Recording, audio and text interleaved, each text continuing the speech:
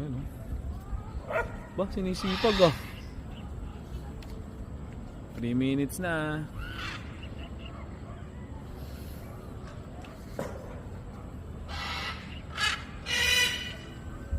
Boom.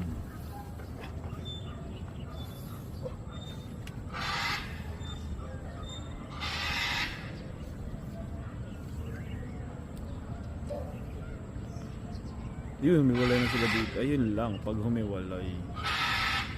Nababasag yung lipad nila pag humiwalay eh. Ayun o. Ayun na, nakita na. Biglang naglalanting sa baba. Ayun. Kailangan magsabay. Ay, nako. Ngayon dyan maglalanding niya sa baba eh. Yun o.